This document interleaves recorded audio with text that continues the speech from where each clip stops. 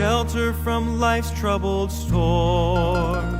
It's a light to my pathway and a lamp to my feet when the world gets so dark you can't see. And I've not made a change in one word that it says, but it sure made a change in me. This blessed old book that I hold in my hand, it's true from beginning to end. It's a solid foundation where I firmly stand. Sin kept me from it, now it keeps me from sin. When I think what it costs just to hold in my hand, it reminds me that I owe a great debt to all of the martyrs who'd go to the stake and quote it with their dying breath. Now its critics are many and believers are few, but one thing I found to be true: if you find when you read it that there's something wrong, there's something wrong with you. This blessed old book that I hold in my hand, it's true from beginning to end. It's a solid foundation where I firmly stand. Sin kept me from it, now it keeps me from sin. This blessed old book that I hold in my hand, it's true from beginning to end. It's a solid foundation where I firmly stand. Sin kept me from it, now it keeps me from sin. This blessed old book that I hold in my hand.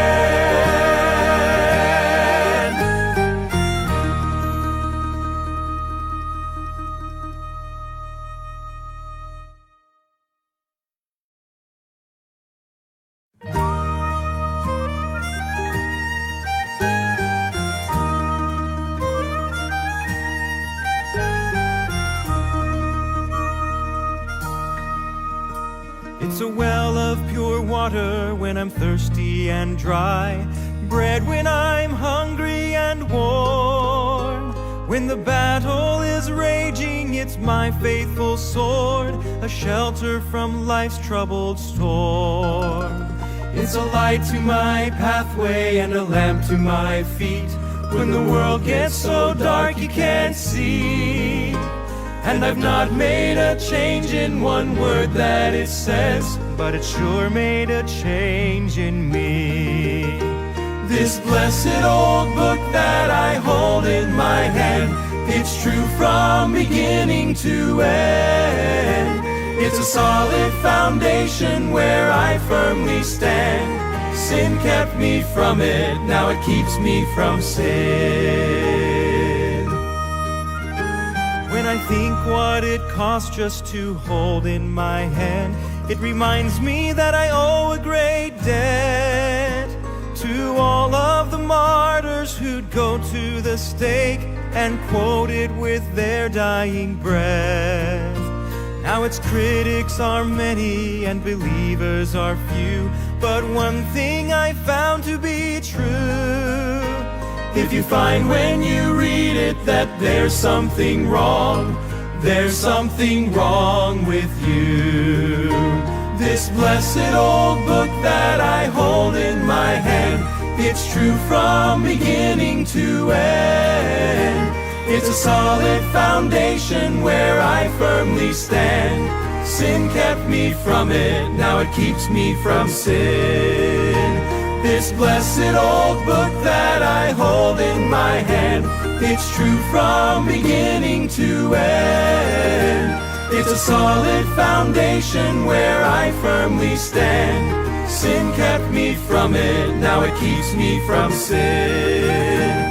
This blessed old book that I hold in my hand.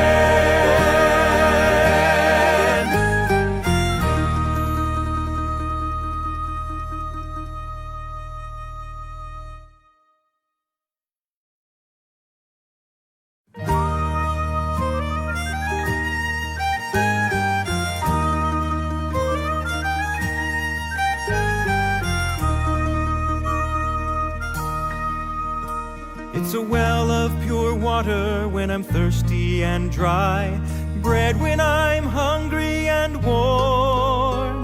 When the battle is raging, it's my faithful sword, a shelter from life's troubled storm. It's a light to my pathway and a lamp to my feet when the world gets so dark you can't see. And I've not made a change in one word that it says, but it sure made a change in me. This blessed old book that I hold in my hand, it's true from beginning to end. It's a solid foundation where I firmly stand. Sin kept me from it, now it keeps me from sin. When I think what it costs just to hold in my hand, it reminds me that I owe a great debt to all of the martyrs who'd go to the stake and quote it with their dying breath. Now its critics are many and believers are few, but one thing I found to be true: if you find when you read it that there's something wrong, there's something wrong with you. This blessed old book that I hold in my... Amen. Praise the Lord. Good morning, good afternoon, and good evening. Real KGB believers, now signing on. Magandang gabi po. Again, tayo po ay naka-live na naman for another Bible study. No? Ang topic po natin is about the Kingdom of Heaven, Kingdom of God. Na bakit patuloy po natin itinuturo itong mga bagay nito? Because there are things na hindi mo kaagad maintindihan, maunawaan. No? Kailangan repetitively ay naririnig natin upang sa ganun maging familiar tayo at we can connect the dots. No? So, hindi po ito isang bagay na isang upuan lang na maunawaan. No? Actually po, isang mahabang discussion ito, but I will make it understandable, basic, okay?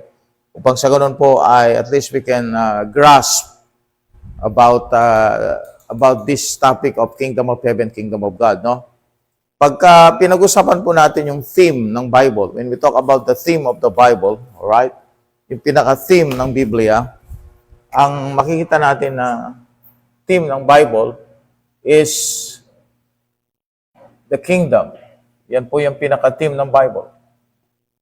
Kaya mapapansin ninyo, punong-puno ng kings ang Bible, no?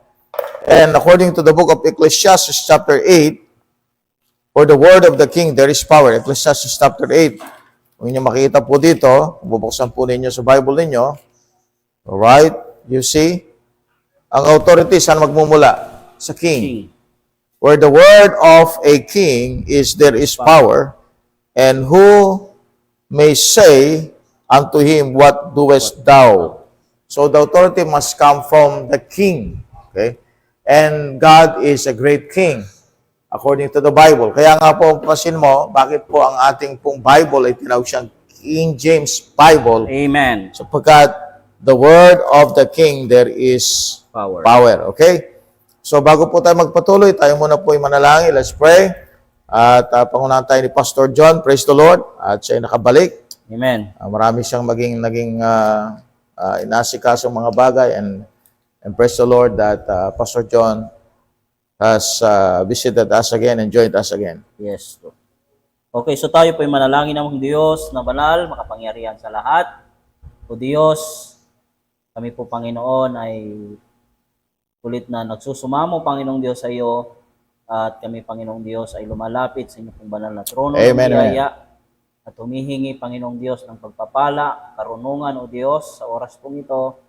At dalangin po namin, Panginoong Diyos, ng bawat isa na sumusubaybay, Panginoong Diyos. Ikaw ang siya pong magbigay sa kanila, Panginoong Diyos, ng karunungang espiritual, Panginoong Diyos, na maunawaan, Panginoon, Amen. ang aming pong pag-aaralan sa oras pong ito. O Diyos, ito po ay amin pong binabalik sa iyo na may kapurihan sa pangalan ng aming Panginoong Kristo. Amen. Amen, amen. Praise the Lord for that. Marami pong salamat for joining us once again. No? Amen. So we're going to talk about the kingdom of heaven, kingdom of God. So tingnan po natin muna yung definition. At ito po yung ating magiging standard para po maunawaan po natin yung ating topic ngayon. Okay? What is the theme of the Bible? The theme of the Bible is kingdom. Alright? Kaharian. Bakit kaharian? Sapagkat ang Diyos ay king. Siya yung authority, no? At kung mapapansin ninyo, ang pinag-aagawan sa Bible, yung authority. Kaya nga nagkaroon ng Lucifer because Lucifer wanted to be above the authority of God. Okay? Sa Diyos, okay, siya yung king ng both kingdoms, spiritual at saka physical.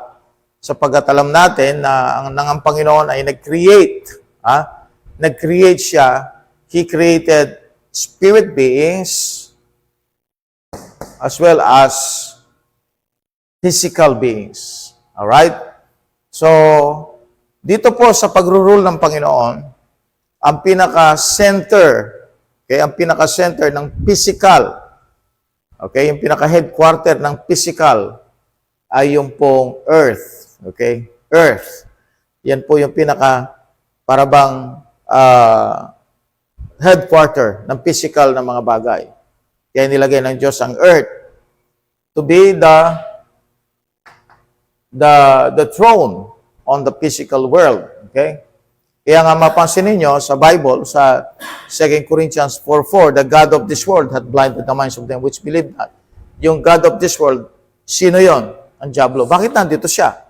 Because he wanted to rule the whole physical world. Yung kingdoms ng mundo.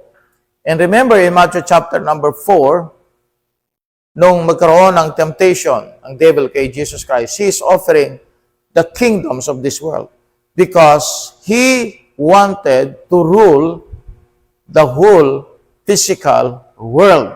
Okay? And he is offering it to the Lord, no?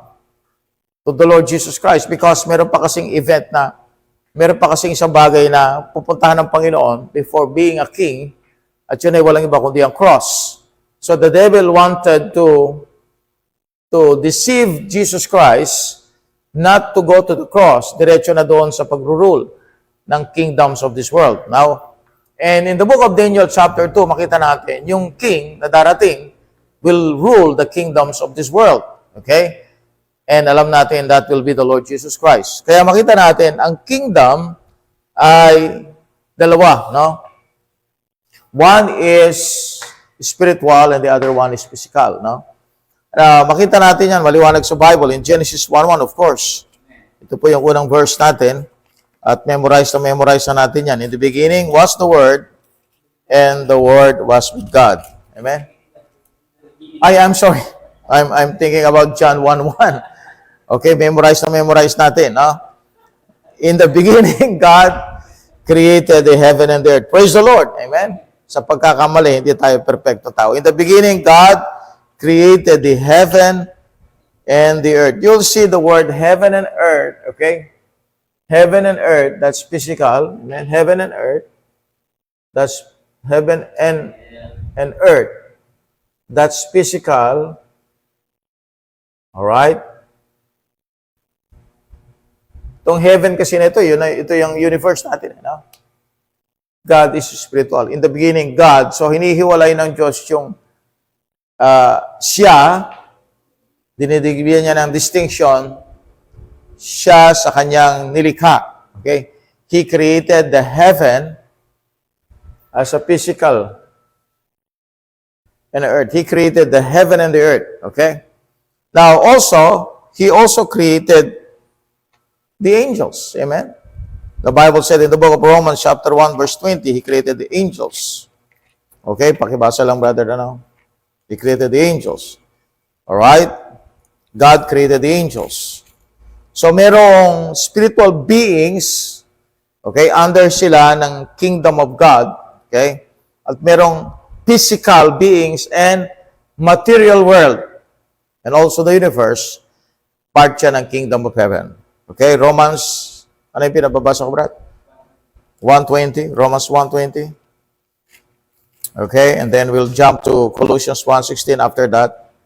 Romans 1:20. Medyo marami po tayong di-discuss kaya hindi po tayo matatapos ng isang oras lang, no? It will be a long discussion. Kaya upo po kayo ng medyo maayos-ayos para sa ganun ay makita po ninyong mabuti at makuha ninyong mabuti, no?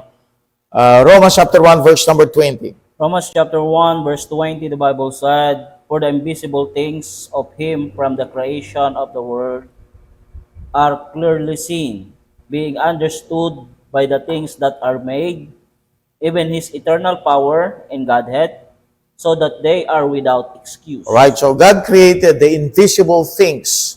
Ano yung mga invisible things na yan, no? We go to Colossians chapter 1. Colossians chapter 1.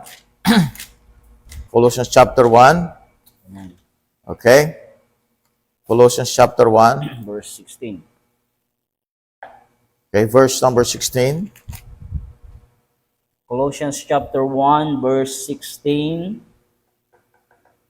For by Him were all things created, that are in heaven, and that are in the earth, visible and invisible, whether they be thrones, or dominions, or principalities, or powers. All things were created by Him, and for Him. Right, see that? Principalities or powers. You see, merong spiritual beings, okay? And those are angels, cherubim, seraphims. Alright, kasama po si Lucifer dyan sa kanyang create.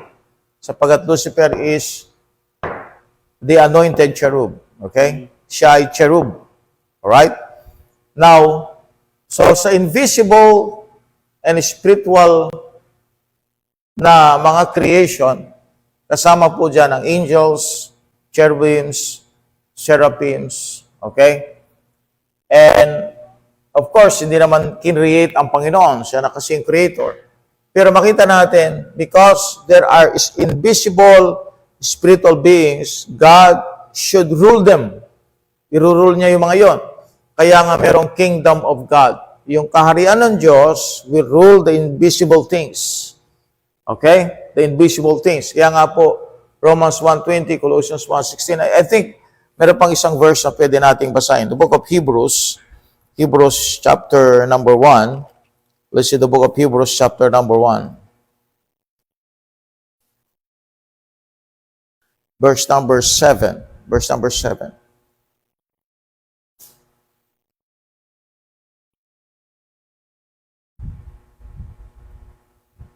Okay? Hebrews chapter 1, verse 7, the Bible said, "And of the angels He saith, who maketh His angels spirits, and His minister a flame of fire." Alright. Kaya makita ninyo, the angels are spirits.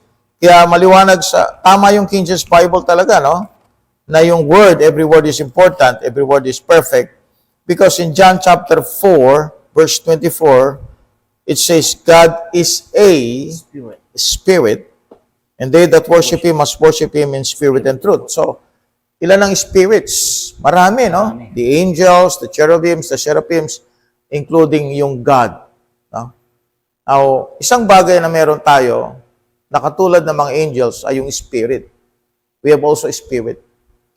So, we are created from God, kaya meron tayong spirit, kasi galing tayo sa Diyos. So, hindi lang tayo physical. The reason why binigyan tayo ng physical body, para sa ganon, we can rule the world. Because after the fall of Lucifer, the first king, actually siya ay isang Kristo, no? He was a Christ, okay? He was a Christ. Ezekiel chapter number 24, verse 14, he was a Christ, according to the Bible. Bakit po siya ginawang anointed cherub? Bakit siya inanoint? Because he's going to rule the kingdoms of heaven and earth, no?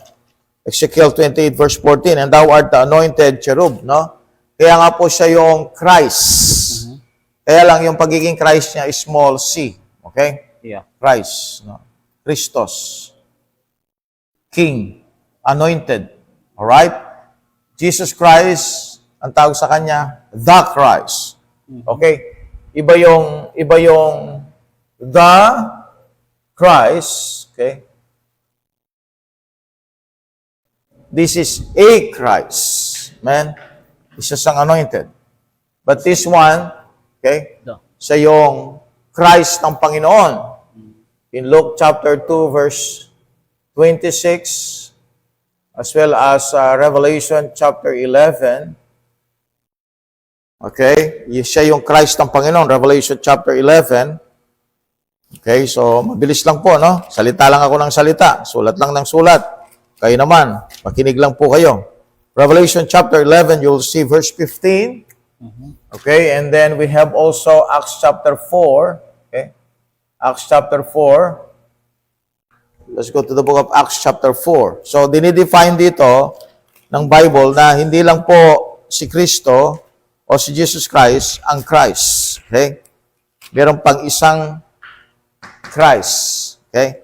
And you will see in Acts chapter 4, verse number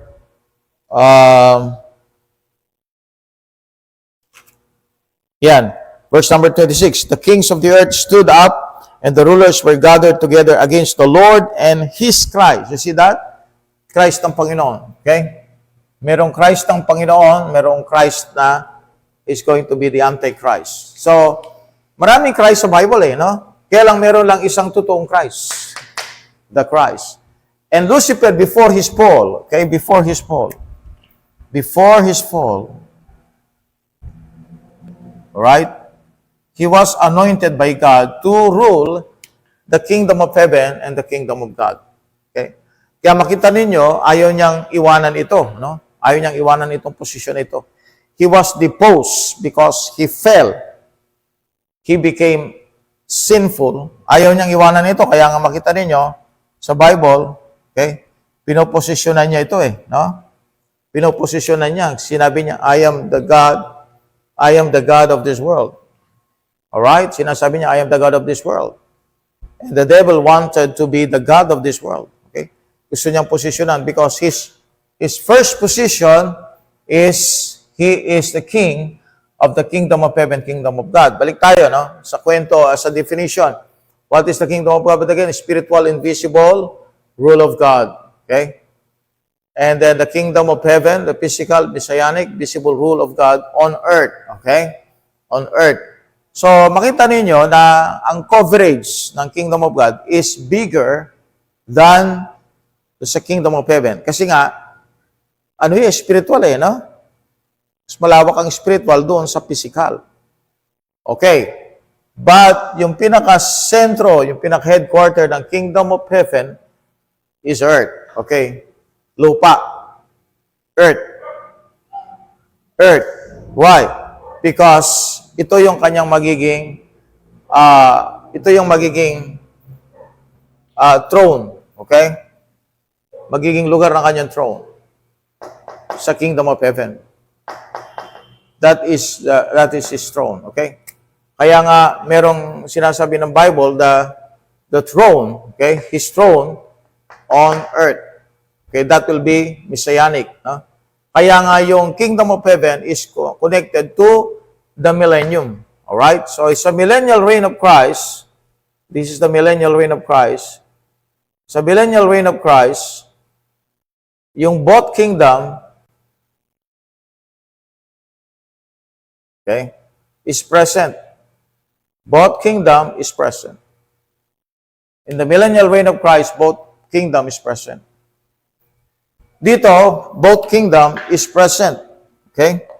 Both kingdom is present here. Both kingdom. Both kingdom.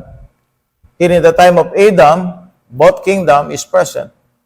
Adam was also given the privilege to be the king of the kingdom of heaven, kingdom of God. Kaya nga, sabi ng Bible, he's going to what? He's going to have dominion over the fish of the sea, over the fowls of the air. He's going to give dominion. Adam was a king. Actually, sabi ng Bible, he was a son of God. Son of God, no? Siya tinawag na son of God. He was a son of God. Luke chapter 3, no?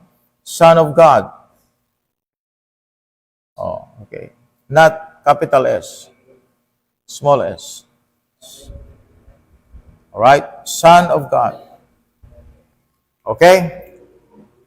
Now, hindi nyo napapansin, okay, na yung meaning ng Son of God kay Adam is connected to the kingdom of God. Okay? And yung word na dominion, okay? The word dominion, right? Dominion, doon sa book of Genesis, dominion. Let's see the Bible in Genesis chapter, I think that's chapter 1, no? Chapter 1. Have dominion over the fish of the sea. Okay? Yung word na dominion, domini, no? Lord. Okay?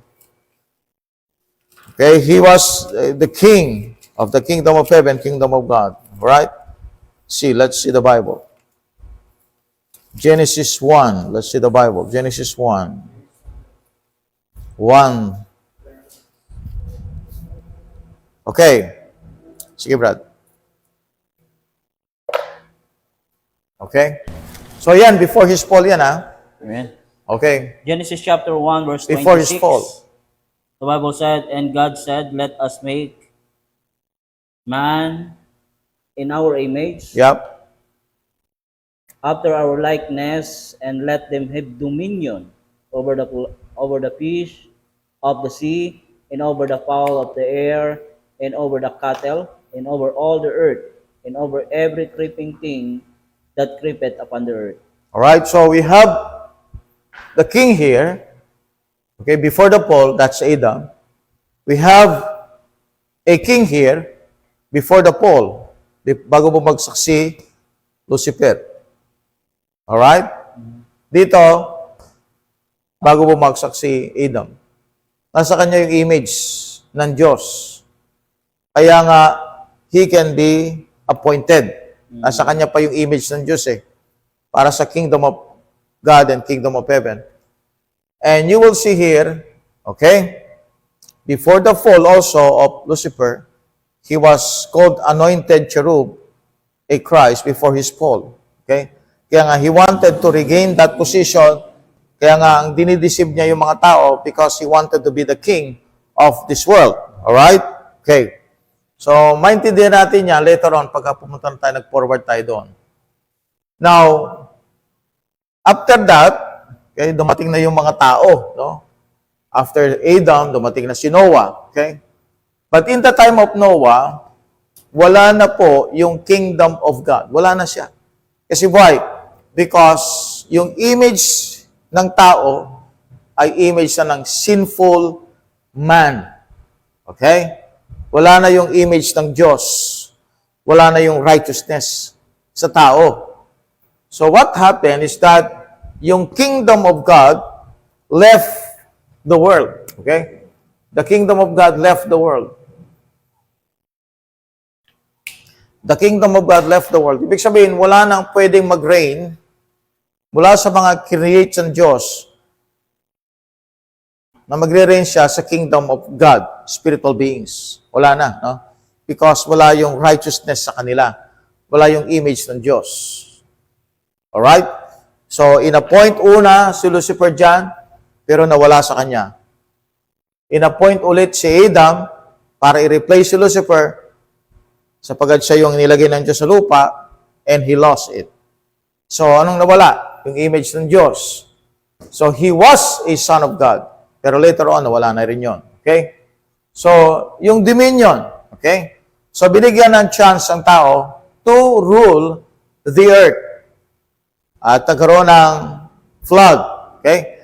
And Noah started again to build the world, right? Okay? And kung anong sinabi kay Adam, yun din ang sinabi kay Noah. You see the Bible, okay?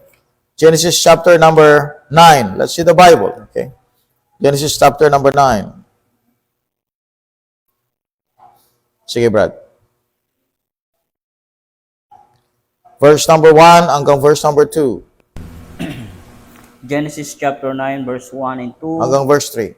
The Bible said, "And God blessed Noah and his sons, and said unto them, Be fruitful and multiply and replenish the earth. All right, Jesse. And the fear of you and the dread of you shall be upon every beast of the earth, and upon every fowl of the air, upon all that moveth upon the earth, and upon all the fishes of the sea, and to your hand are they delivered.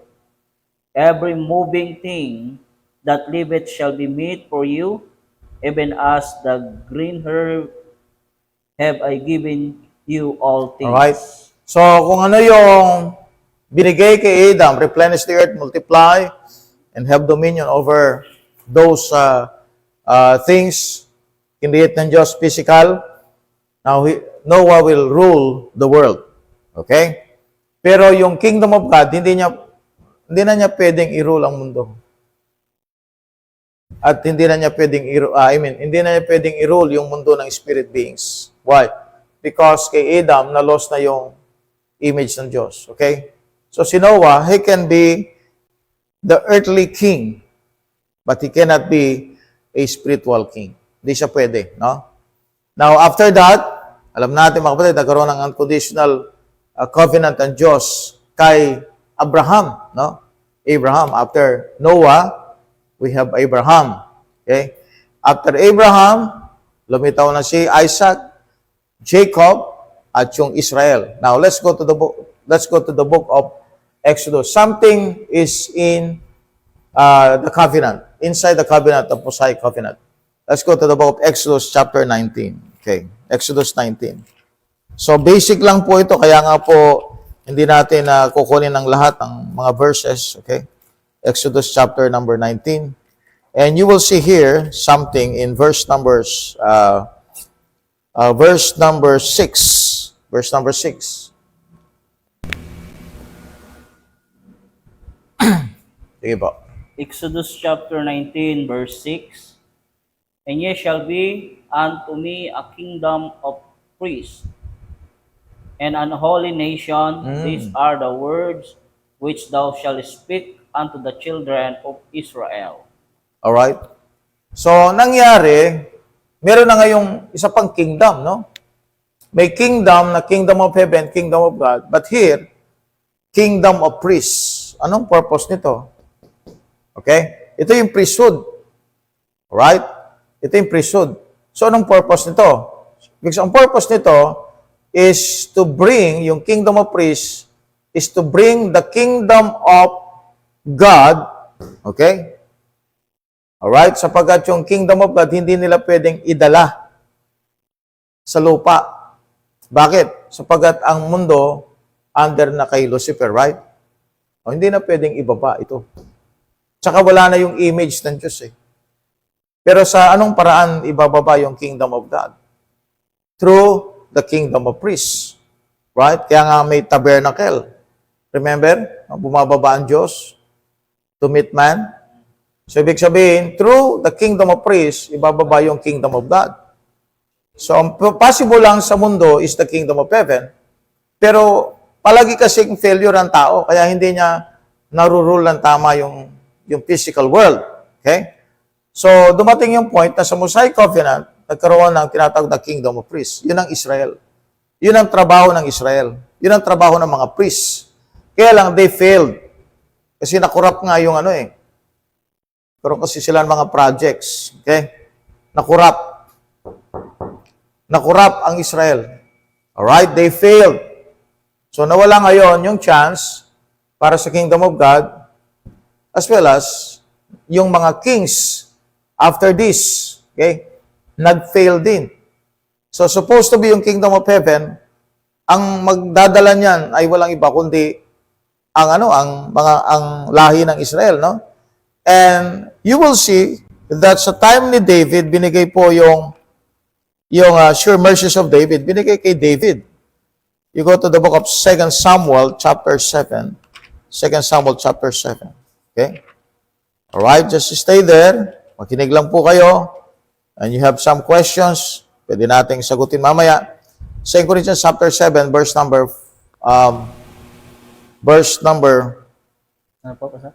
15 and 16. 2 Samuel chapter 7, 15 and 16. Now, notice, after the Mosaic covenant was given, okay, after the kingdom of priests was given, alright, at ibinigay sa Israel, now, mapasin natin, nag-continue theocratic government eh. No? Kaya lang ayaw na nila dito. Alright? Ayaw na nila yung God ang magro-rule sa kanila, yung theocratic government. Ayaw na nila. Ayaw na ng Israel. So gusto nila tao ang magro-rule. Okay?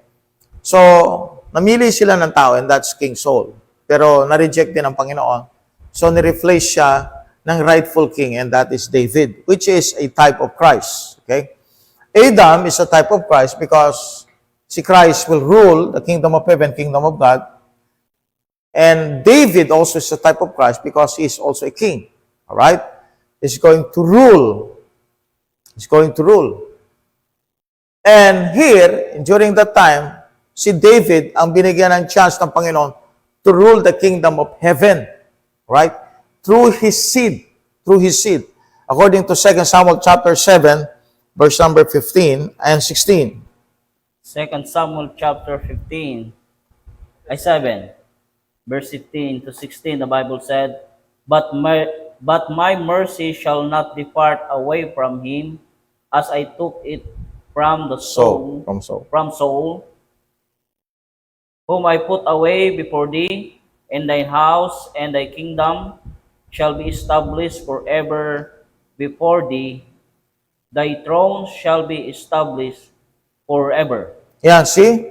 From David, okay, David, meron na ngayong parang sign ng Panginoon. Gagamit siya ngayon ng king to rule the kingdom of heaven. All right? Through the seed of David. At makita natin yan, it was fulfilled in Christ. Okay? It was fulfilled in Christ. All right? So, yung mga naging anak kasi ni David, nag-fail din eh. No? Let's see the Bible in the book of Jeremiah, chapter 22. Jeremiah chapter 22. Nag-fail din kasi. Alright? So, ngayon, asan yung kingdom of God? So, wala siya. Because, as I've told you, nawala yung image ng Diyos sa tao. The kingdom of God, walang pwede mag-rule dyan na tao. Okay? Hindi rin pwede yung cherub. Okay? So, yung appointment niya sa tao, hindi pwede. No? Hindi pwede mag-rule ang tao sa kingdom of God. So, God is now giving the chance for a physical rulership. Physical rulership. At pinili niya yung line ni David. Okay. Sige, kapatid. Line ni David. Jeremiah 22. Now, but doon sa pinaka-line, sa dulo, yung Judah, yung last king na kung saan po kinars ng Diyos ay si Coniah. No? This is Jeconiah in chapter 22, verse 28 up to verse 30. Okay. Yan. Tingnan yung connection, ha? 22, verse number 28 up to 30. Sige, Brad. Jeremiah chapter 22, verse 28. Is this man Coniah a despised broken idol? Is he a vessel wherein is no pleasure? Before are they cast out? He and his seed, and are cast into the land which they know not. O earth, earth, earth, hear the word of the Lord. Thus saith the Lord, write ye this man, childless, a man that shall not prosper in his days, for no man of his seed shall prosper, sitting upon the throne of David, and ruling anymore in Judah. Okay, thank you. So what happened kay Coniah na wala yung kingly line? Alright? Kaya nga hindi pwede si Joseph kasi galing sa doon, sa line ni Coniah. So God took another line and that is from Nathan na anak din ni David. Okay? At doon po lumabas si Mary. Kaya pag binasa nyo sa Luke chapter 3, makita ninyo yung line nagmula kay Adam, alright? Pabalik pala kay Adam, from Mary, pabalik kay Adam, at ang makita mong line ay yung line ni David through Nathan going to Jesus Christ. Okay? That's the physical kingdom. Kung paano hinanda ng Diyos ang magiging king. Okay? Through David. Kaya nga binabanggit yung son of Abraham, son of David. Okay? Because that is important sa pinag-uusapan natin na kingdom of heaven. So when you say heaven, hindi po yung heavenly. yung third heaven. We're talking about the physical world, the universe and the physical world, the heaven. Diba sa Genesis 1:1, God created the heaven and the earth. That's physical. That's physical. All right. Now, okay. Dumating ang panahon, okay, na nawala na, no? Nawala na ngayon yung mga kings. Pero may promise kasi ang Diyos. Okay? May promise ang Diyos. And you will see the promise na yung darating na magiging king will be God manifest in the flesh. Alright? In Micah chapter 5 verse 2. You go to Micah chapter 5 verse 2. And this is wonderful sapagkat dito nalilitaw ang ating Panginoon. Okay? So, sa Micah chapter 5 verse number 2. Okay? Dito mo makikita na yung manggagaling na king, right? Amen. That will be the ruler of the kingdom of heaven and kingdom of God is God Himself. Amen? Alright? So ngayon, lumitaw ulit yung kingdom of God. Okay? At dahil galing sa kay David, alright, lumitaw ulit yung kingdom of heaven. Yan. Alright? At yan ay nasa katauhan na ni Jesus Christ. Sige, Brad. Okay, so Micah chapter 5 verse 2, But thou, Bethlehem Ephratah, though thou be little among the thousands of Judah, let a yet out of thee to be ruler in Israel, whose going forth have been from the old, from everlasting. O yun. And if you're going to connect that, makita mo yan doon sa birth na ni Christ. Yes po. Alright? So, sino yung ipinanganak na magiging ruler ng Jerusalem? Ng Israel? And that is Jesus Christ. But Jesus Christ is God according to 1 Timothy 3:16. Kaya nga, ang purpose kung bakit po sinabi yung 1 Timothy 3:16, okay, because Jesus Christ is God manifest in the flesh. Alright? Jesus Christ manifest in the flesh. Okay? Yun po ay makita natin sa John 1:1 and verse 14 and also 1 Timothy 3:16. See that? Oh. Kaya si Jesus Christ, God manifest in the flesh. Why it's so? Because He's going to rule the kingdom of God and the kingdom of heaven. Kaya nung dumating si Jesus Christ sa kanyang first coming, you will see na yung pinipreach niya, okay, is bought the kingdom of heaven, kingdom of God. Let's see the Bible, in the book of Mark chapter 1. Mark chapter 1. At ang pinaka-herald, sinabi ni John the Baptist sa Matthew 3, Repent, for the kingdom of heaven is at hand. Bakit at hand? Because the King is coming. The King is coming. The King is already there. Pinanganak na siya. According to Luke chapter number 1, sinabi doon na si Christ na yung pinanganak, sinabi ni Zechariah, siya yung King, okay, ng Israel. Alright? And sabi naman ng John the Baptist, Repent and be baptized for the remissions of sins. Okay? At yun ay preaching about the kingdom of heaven. Alright, so Mark ba yung sinabi ko, Brad?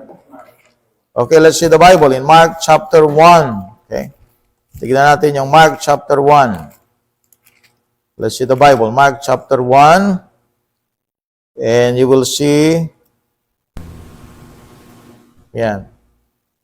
Verse 15. You go to verse 14. Yes. Okay, so Mark chapter 1 verse 14. Now after that John was put in prison, Jesus came into Galilee, preaching the gospel of the kingdom of God. The gospel of the kingdom of God. It's about the spiritual reign of Christ. Spiritual reign of Christ. Siya ay God, no? Hindi pwede si Hindi pwede yung mga nagmula kay Adam. Bakit? Because Adam lost the image of God. No? Hindi na siya pwede mag-rule sa kingdom of God at yung kanyang mga anak. No? Pwede yung kingdom of heaven, but eventually, nawala din sa tao. Bakit? Because they failed. They became corrupt. Okay? So, nung dumating si Jesus Christ, in-announce na ni John the Baptist, behold, The Lamb of God. hindi niya sinabi lang na Lamb of God, sinabi rin niya, ito na yung King, the King is coming, no? So yung preaching niya about the Lamb that is being a Savior, but there's another preaching si John the Baptist, being a King. King, Kingdom of Heaven. Alright?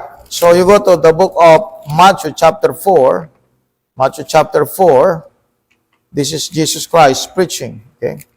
Jesus Christ preaching. He is preaching both the kingdom of heaven, kingdom of God. So, nung dumating siya, he is going to bring both the kingdom of heaven, kingdom of God. Because why? Because he is rightful king and he is also God. Alright? Galing sa kay David, which is tama. Okay? Sapagat mula kay David, magmumula yung king. Alright?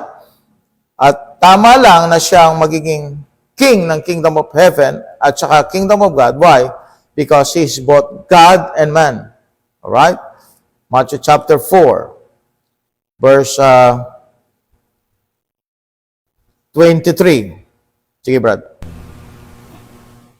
Matthew chapter 4, verse 23.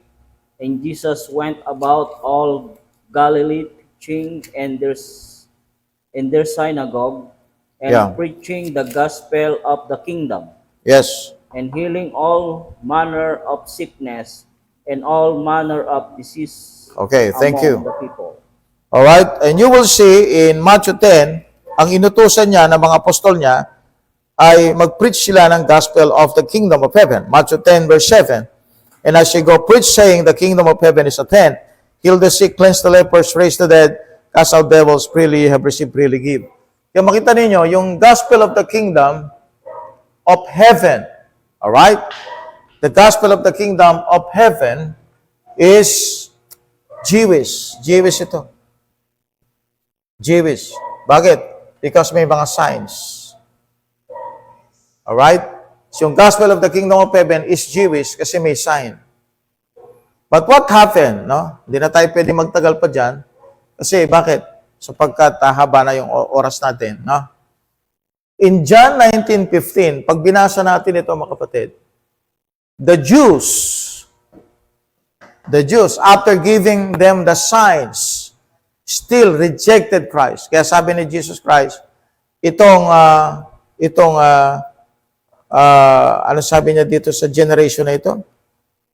Let's see the Bible in Matthew 12. Okay. Oh, yan. Matthew 12. Okay, verse number 40. Sabi niya sa verse number 39, but he answered and said unto them, an evil and adulterous generation seeketh after a sign, and there shall be no sign be given to it but the sign of the prophet Jonas. Yun na, mamamatay na si Kristo. Tapos, bubuhay siya maguli. So, he was a rejected king. John 19:15. We have no king but Caesar. So, he was a rejected king. So, alam ni Jesus Christ what will happen to him. He's going what? To die. He's going to be killed. He's going to die. So, alam niya na mamamatay na siya. Okay? He knows that he's going to die. Alright? So, alam niyang mamamatay na siya. So, Jesus Christ knows that he's going to be rejected. Alam niya yon. Okay? At, what happened?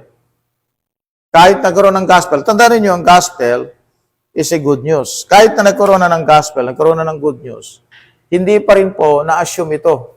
Okay? Hindi pa rin po dumating ang kingdom of God, kingdom of heaven. Although it was offered, alright, but it was what?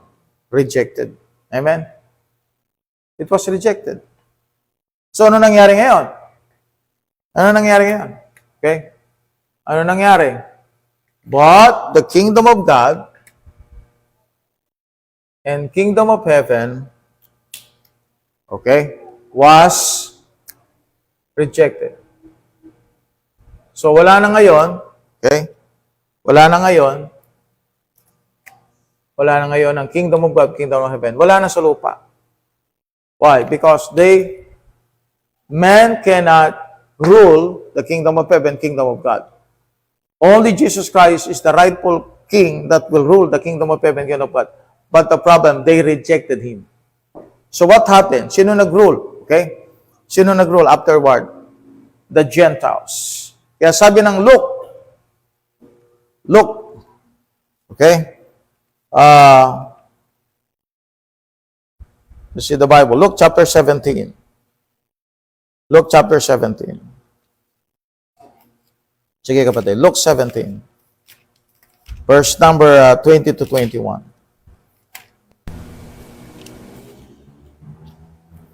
Luke chapter 17, verse 20, 21, the Bible said, "And when he was demanded of the Pharisees, when the kingdom of God should come, he answered them and said, The kingdom of God cometh not with observation, neither shall they say, Lo here, or lo there, for behold, the kingdom of God is within you."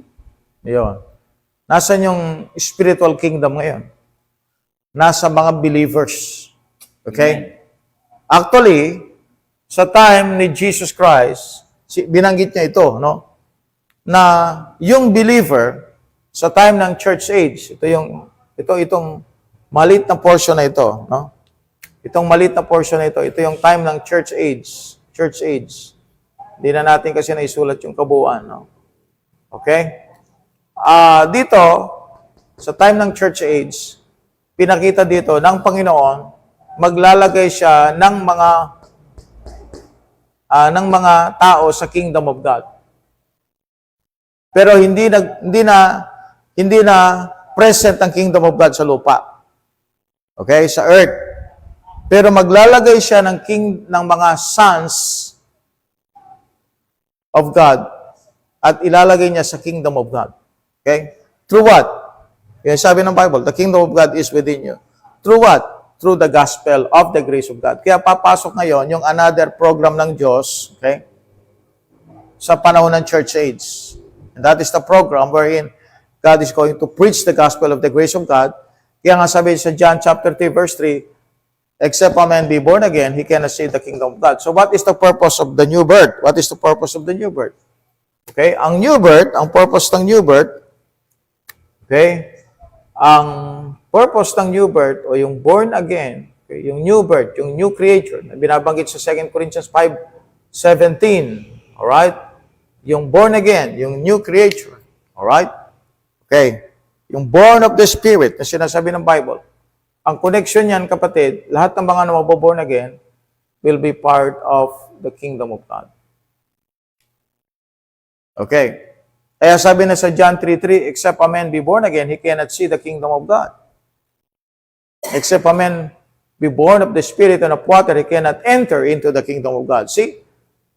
Ito ay spiritual. So, lahat ng bagay na nangyayari dito sa lupa, ngayon, no, sa church age, ay something spiritual.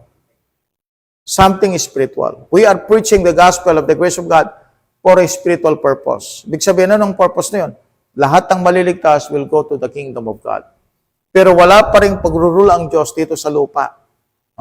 Walang theocratic government. Kaya nga, sino ang nagro-rule? Luke chapter 21:24. Pakibasa lang, Brad. Luke 21:24. Sino nagro-rule sa mundo ngayon?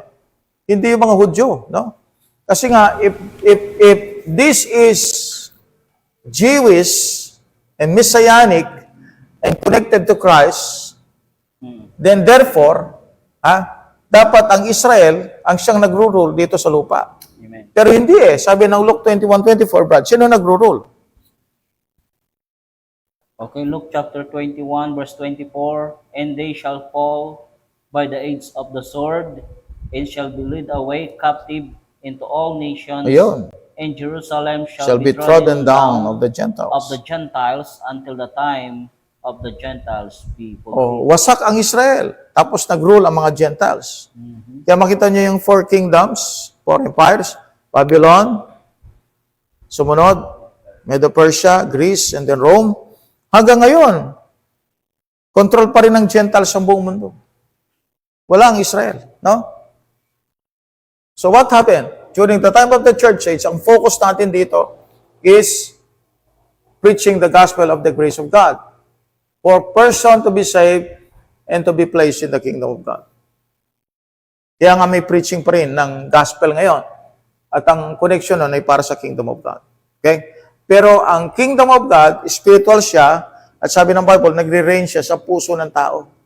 So everyone who is saved is connected to the kingdom of God. Hindi lahat ay connected sa kingdom ng Diyos. Okay, now, alright, so importante itong maintindihan.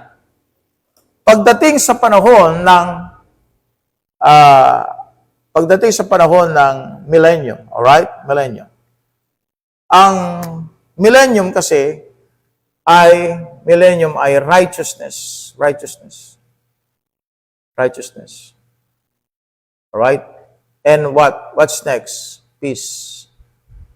Right, peace. Peace on earth. Pero righteousness ang number 1. Kaya sa Matthew 6:33, sabi ng Bible, doon sa panahon ni Jesus Christ sa lupa, sabi niya, seek ye first the kingdom of God and His righteousness, and all these things shall be added unto you. Because in the millennium, the kingdom of God and kingdom of heaven is both present. Okay? It is both present. Okay? Yung kingdom of God, kingdom of heaven na umalis will come back. Alright? At yun na, present na yung kingdom of God, kingdom of heaven on earth. But before that, okay, gagawa ang Antichrist. Magkakaroon siya ng counterfeit kingdom. Ibig sabihin, magkukunwari siya yung king. Kaya sa 2 Thessalonians chapter 2, he's going to rule. He's going to rule. Diba? Upo siya doon sa mismong templo, and then he is going to act himself as God. Magkakaroon din siya ng mga signs like the Lord Jesus Christ para i-deceive ang tao, 2 Thessalonians chapter 2. Pero until siya po ay i-defeat ni Kristo. That will happen, okay, that will happen sa Armageddon. Sa time ng Armageddon, it will happen. So this is the time na ito. Sa time ng Armageddon, okay, dito na ngayon, di-destroy ng Panginoon. Right? I-destroy ng Panginoon yung Antichrist. Okay? Ito yung seed ng woman. Alright? Ito yung seed ng woman. Alright? Seed ng serpent, I should say. Ito yung seed ng woman, ito yung seed ng serpent. Okay? At saan natin makita yon? Sa Genesis 3, verse number 15. Okay. So, ang Genesis 3:15 is a messianic verse. Okay? So, nakita ninyo? Counterfeit kingdom ito. Pero yung true kingdom, dito na siya. Kaya makita ninyo, sa book of Daniel, chapter 2, I'm going to show you something. Tignan niyo yung finality ng lahat. And then you go to the book of Revelation. I'm going to show you something. Your word kingdoms, no? Kingdoms. Alright? And then connect natin sa Psalms chapter 2. Dami yan, daming verse yan. Sa book of Isaiah, meron din, no? Maraming verse. But dito muna, sa Daniel chapter 2. Okay? Tumuna tayo sa Daniel chapter 2. Okay, Daniel chapter 2. Alright, so mahalaga yung mga verses ng Bible na yan. Okay? Connected yan sa kingdom of heaven, kingdom of God. Alright, so this concerns about the 4 great Gentile kingdoms, no?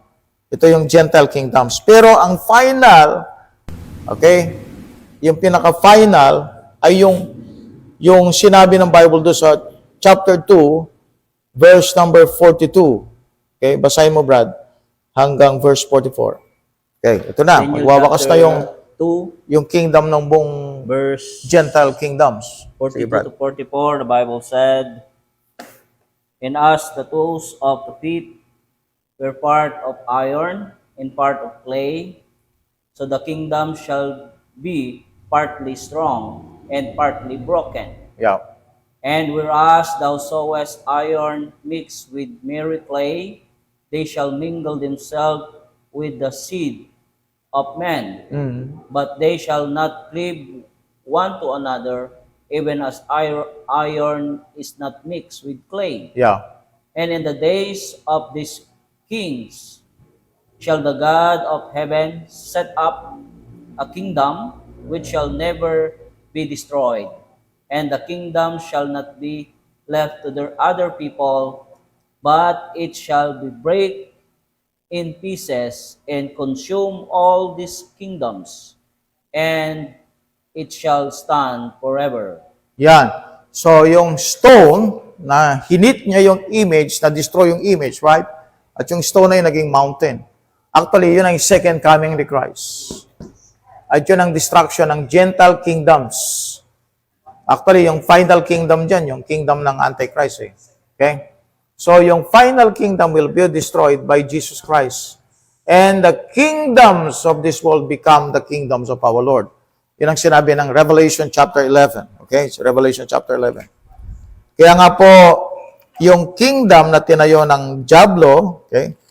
Yung tinayo ng Diablo, yung false kingdom, nag-start po yan, inisip na niya, na itayo niya yan, i-rebuild niya yan. Okay? Kaya mapansin niyo may mga wicked people sa buong mundo. They are building the kingdom here on earth. No? Kaya nga, nakakonect dito yung masonry. No? Saan ba nakakonect ang masonry? Kay Lucifer. Because the masonry tries to rebuild the kingdom of the devil. Alright? Gusto niyang i-rebuild ang kingdom ng Diablo at ito na yung kumbaga sa kwan, ito na yung final and yung nag-bloom na yung kingdom ng Diablo sa time ng Antichrist. But ang kanyang ginamit yan ay walang iba kundi yung mga Masonic people. Masonic people. Masonic people. Kasi sila yung nation builders eh. Okay?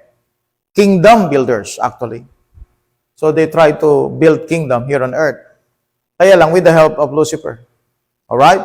So God is going to destroy this kingdom and it will be given to the Lord Jesus Christ. Revelation 11 verse number 15. Pakibasa lang kapatid. Revelation 11 verse 15. So we're going to close. Tapos na po tayo. Okay? Revelation 11 verse number 15. Revelation 11 verse 15. And the seventh angel sounded, and there were great voices in heaven, saying, The kingdom of this world are become the kingdoms of the Lord and of His Christ, and He shall reign forever and ever. Okay, so yung implication na His Christ, ibig sabihin there's another Christ. Pero yung His Christ, that's the Christ of the Lord. Because para mahiwalay siya doon sa ibang Christ. Okay? And there is another Christ, right? There's another Christ, a fallen Christ. A fallen Christ, that's the devil. Okay, so sino yung ngayon yung nandito sa mundo? Okay, sa panahon ng millennium. It is the Lord Jesus Christ. So dito na yung kingdom of heaven, kingdom of God, present. Okay? Andito na yung kingdom of God, kingdom of heaven. Kaya mapapansin niyo yung word na sa John 3:3, you cannot see the word see. Amen? Because this time, yung presence ng righteousness ng Panginoon will be seen. Yung kingdom of God will be seen. Di ba hindi siya nakikita? Dahil invisible siya.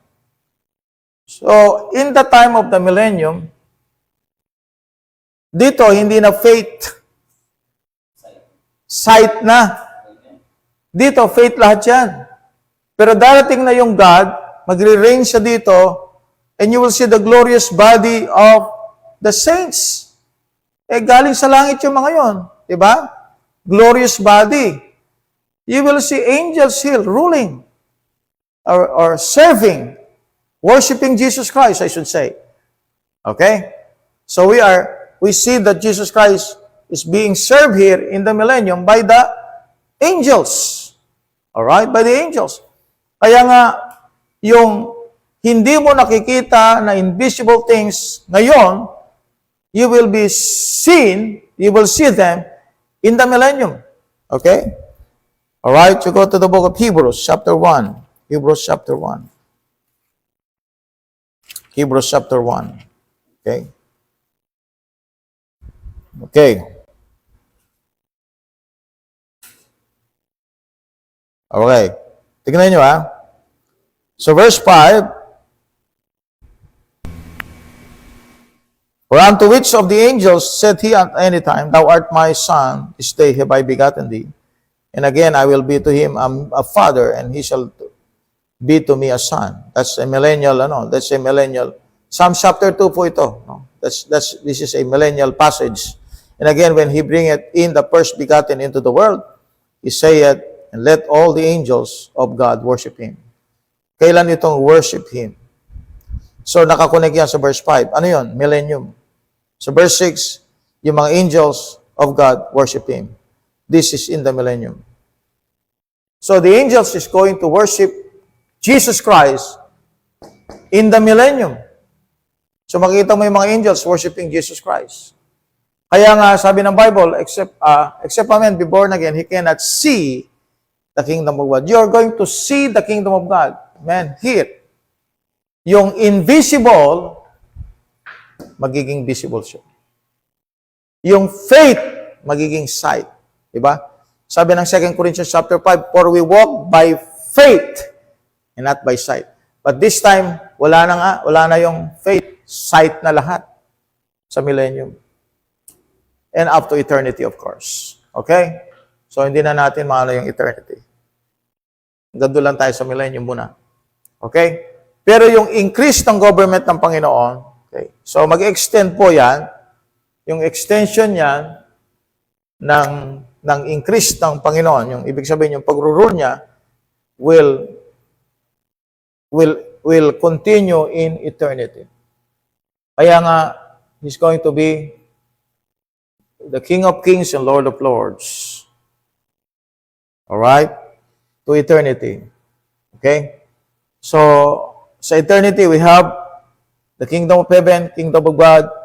I'm sorry, the new heaven, the new earth, and new Jerusalem. Parang Genesis 1:1. New heaven,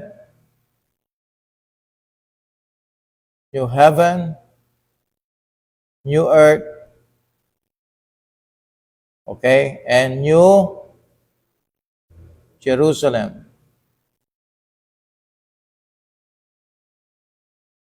Okay. Remember Genesis 1:1? Okay? Genesis 1:1, ito yung physical. Okay? Dito yung physical. Alright? Ito yung tahanan ng mga physical na mga bagay, things na magpapopulate pa, dadami pa. Okay? Yan ang lugar, yung new earth, lugar ng mga Israel, yung new heaven, lugar ng mga Gentiles. At yung spiritual, sa spiritual naman, spiritual beings, and the glorious body of the saints, alright, will be in New Jerusalem. Parang Genesis 1:1. Di ba? God is spiritual. Sino kasama ng Diyos sa eternity na magiging abode nila, yung New Jerusalem? Sino kasama niya? The body of Christ. And all the Old Testament and tribulation saints that are glorified. Spiritual. Sino yung kasama ng kasama ng mga tao sa yung heaven, new earth? Okay? Yung physical na mga bagay. See? Dalawa lang. Either physical o spiritual. Dalawa lang yan. Okay? So, hopefully nakuha po ninyo pag-aaral natin. It is only a short study, simple study, basic study ng Kingdom of Heaven and Kingdom of God. Okay? So, meron na kayong knowledge tungkol po sa actually, ang Kingdom of God is righteousness. Kaya nga Romans chapter 14, verse 17, no? It's righteousness and peace in the Holy Ghost. Peace, joy, and righteousness in the Holy Ghost. Okay. So, sa church age, ano yung meron sa church age? Wala dito ang Kingdom of God. Okay, yung kabuuan ng Kingdom of God, wala. Yung kabuuan ng Kingdom of Heaven, wala. Pero nasa puso, sabi ng Bible, ng mga tao. Because we are connected sa mga saved, we are connected to God, sa kingdom of God. Amen. Sige po. And let's pray. Pastor John, wala ba Yes, tayong mga question, amen. Brad? Wala. You can ask question kung meron po kayong mga tanong. Wala po. Sige, kapatid. Okay, so tayo po ay magtapos sa panalangin. Yep. Let us pray, dakilang Diyos, amang banal, makapangyarihan sa lahat.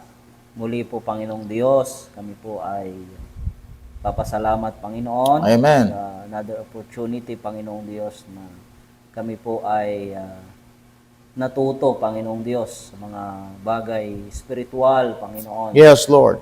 At napakaganda, Panginoong Diyos, ang aming pong naging topic sa gabing ito, na ito po, Panginoong Diyos, ay nagbibigay sa amin ng karunungan about sa pag-aaral, Panginoong Diyos, ng Yes, Kingdom Lord. of Amen. God and Kingdom of Heaven, Panginoong Diyos. O ano man po, Panginoong Diyos, ang pagkakaiba po nito, Panginoon. Yes, O amen. Diyos, hiling po namin, Panginoon, na ito po, Panginoong Diyos, ay manatili sa isip at puso po namin, Panginoon, upang ang iyo pong salita, Panginoong Yes Diyos, po. ay hindi po ito maging doubt sa amin, Panginoong Diyos. Bagkus ito po, Panginoong Diyos, ay patuloy. Kami po, Panginoon, ay maging matatag, Panginoong Diyos, Yes, sa Lord. pamamagitan po ng inyo pong salita. Kaya po, Diyos, hiling po namin na patuloy na kami po, Panginoong Diyos, ay idala sa pag-aaral, Panginoong Diyos, ng inyo pong salita, kasama, Panginoong Diyos, sa mga kapatiran na sumusubaybay, at sila po, Panginoong Diyos, ay maging matatag sa kanila pong pananampalataya, Panginoong Diyos. Kaya po, Panginoong Diyos, salamat sa pagkakataong ito, at lalo pa, Panginoong Diyos, ang Real KGB Believers na patuloy na ito po ay ginagamit mong platform, Panginoon, upang maibahagi pa, Panginoong Diyos, ang maraming pag-aaral mula po sa inyo pong salita. Kaya po, Diyos, salamat po sa aming pong tagapagturo, Pastor Jonathan, at maging, Panginoong Diyos, sa mga ginagamit mo technical, Panginoon, Brother L.A., Panginoong Diyos. Sana, Panginoong Diyos, patuloy mo po silang i-bless, patuloy mo po kami i-bless, Amen. Panginoon. Magpalain, Panginoong Diyos, sa mga bagay spiritual, Panginoong Diyos, at ganoon din po sa physical. O Diyos, binabalik po namin muli sa iyo ang kapurihan sa pangalan ng aming Panginoon Jesucristo, ang tagapagligtas. Amen. Amen. Okay, so we're going to have another topic para patungkol dito kasi merong isang bagay na dapat ninyong maintindihan. During the time of the church age, okay, ang Kingdom of Heaven at Kingdom of God ay naging isang mystery. Alright? Ito yung Christendom. Okay? So pag-aralan po natin yan, the mystery, no, of the Kingdom of Heaven and Kingdom of God. Naging mystery siya. Alright? Bakit? Hindi naging hidden. Ang ibig sabihin ng mystery, hidden. Hindi na siya, wala na yung Kingdom of Heaven, Kingdom of God na pinangangaral sa panahon ng church age because na kung saan it will come, no? So yung future. So what happened? Yung future ng Kingdom of Heaven, Kingdom of God na lang ang pinag-usapan. What happened in the present time, yung Kingdom of Heaven, Kingdom of God, naging mystery siya. And we're going to study that. Hindi na po natin kayang idugtong pa yan ngayong gabi. Okay? So let's have a separate topic on the mystery of the Kingdom of Heaven, Kingdom of God. Okay? Sige, Brad. Yep. Okay, so dito na po tayo sa shout out sa lahat po ng sumubaybay sa oras pong ito. Amen. Praise God. Kay Micaela Runas Tiro, Praise the Lord. Jedi Saminiano Velasco, Sister Jennifer Pascual, Pastor Nolan Maroto, Brother Ranel Clark Tabios, Prince Arjun Capili, Gemma Hermotanyo, Brother Magnum Mandal, Sister Lovelia Patungan, Karina Tolentino Gregorio, at ganoon din po kay Sister Mercy Torio Montierde, Amen. Rosel, Cathy Lumawig, Grande Pakanya Panilag, at si Rita Tina Kadang, Raymond John Luca, Stephen F. Ko, at maging po sila Brother Chedi Bear, Pastor Hilario Valdez, Pastor Jomar Rivero, Maria Esther Tan, Yup. Seth Danieles, Big Boss John, Laila, Neng Gregorio Tolentino, Phil Pardilio Traya. Amen. Praise God. Amen. Tayo sa comment section. So po, si Veronica Filada, shout out din po. Si Brother Cesar Azar Alcantara. Amen. Amen. Isagani Peralta Reyes. Yo. Shout out po sa inyo pong lahat. Thank you po and God bless po sa inyo. Amen. Amen. Amen.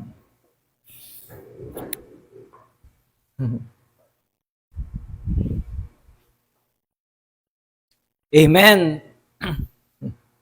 Please like, share, and follow our Facebook page and also subscribe our YouTube channel, Real KJB Believers, for us to be updated para po sa ating mga latest videos.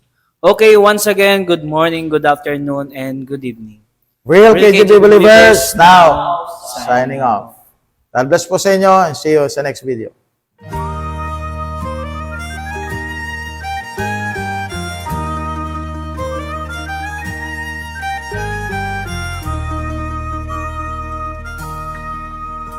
It's a well of pure water when I'm thirsty and dry, bread when I'm hungry and warm.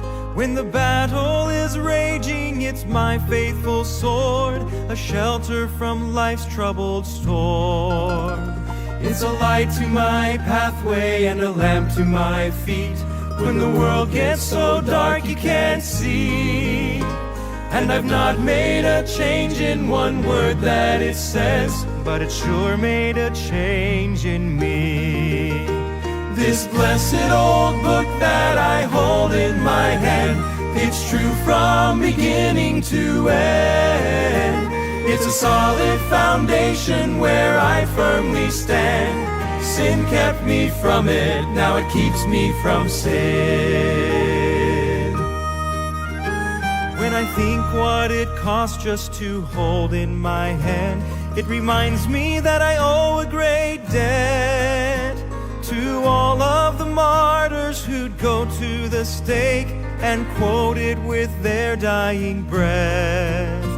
Now its critics are many and believers are few, but one thing I found to be true: if you find when you read it that there's something wrong, there's something wrong with you. This blessed old book that I hold in my hand, it's true from beginning to end. It's a solid foundation where I firmly stand. Sin kept me from it, now it keeps me from sin. This blessed old book that I hold in my hand, it's true from beginning to end. It's a solid foundation where I firmly stand. Sin kept me from it, now it keeps me from sin. This blessed old book that I hold in my hand.